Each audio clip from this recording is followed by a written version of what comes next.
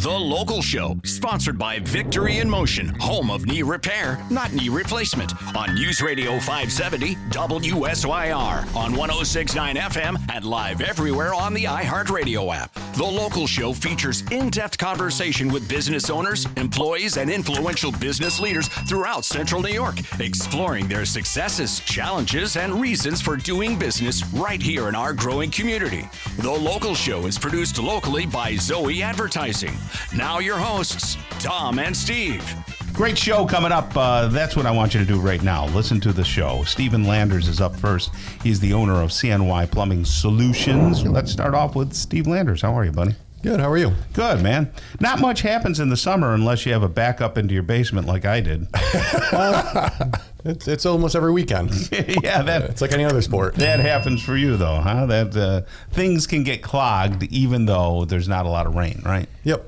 And I don't know why, but just timing and luck. That's all. There's no. Golly. How many women in your house? Well, there's only one. Oh, okay. Yeah, it's just the wife now. Okay. But yeah, I had a backup. I had to call Steven, but he was there for me. He called me right back. So I think you do that with all your customers if somebody has an emergency, right? We do. If you ever call us, you get our voicemail, and we'll call you right back. So just leave us a message, and if you call in normal business hours, there's always somebody to answer the phone.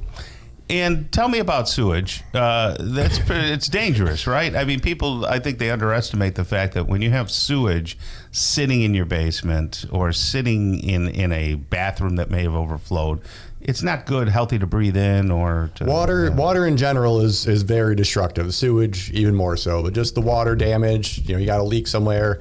If you don't see it, you don't know about it, it's causing damage the whole time. And then you find it and you got that mold, you got contamination, you got sewage.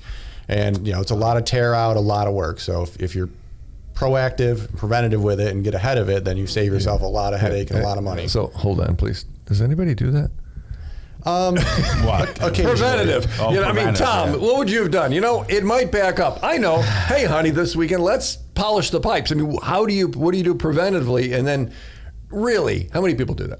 You got to look around. When you go in the basement, don't just ignore the water heater. Yeah. Until it explodes. Okay, that I could get. I go in a surprising number of basements, and the customer says, oh, yeah, this and that, and they're showing me something on the other side. I glance at the water heater, and it's leaking, possibly for weeks, and they don't even know. Yeah. So things like that, just keep an eye out, because if you notice it now, it is going to explode in a month, and then it's going to be a big problem. I have heard through maybe talk shows or what have you that filling a bathtub up every, say, month with hot water and then letting it drain through the pipes is a good idea to keep the pipes free.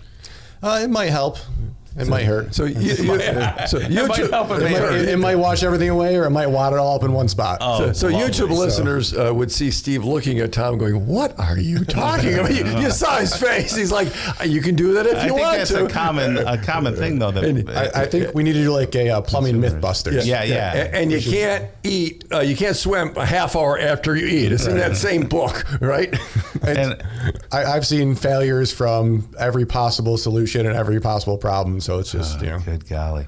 Well, what do you think about some of the products that are at the big box stores, like Mean Green, biodegradable?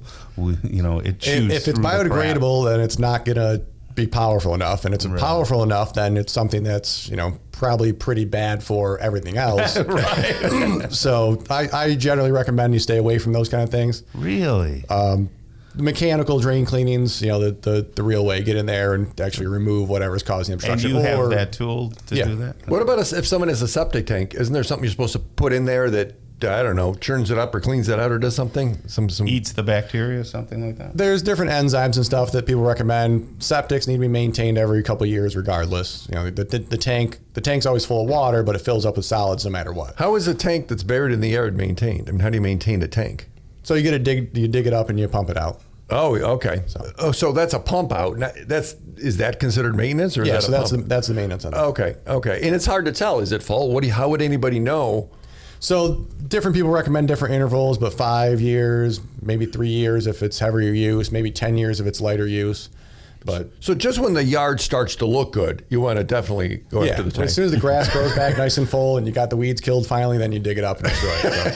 So. So since the show revolves around local businesses, all that, so in about 30, 45 seconds, tell us, why'd you get into the business and why is it a decent business for you?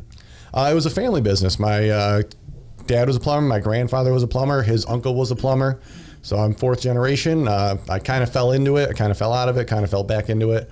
And I've been doing it for about 20 plus years now. So it's great. The customers are great. You sit at the helm as a master plumber, right? Yep. Okay, great. Wow, that's very, very powerful. So I know you do some commercial work and residential work.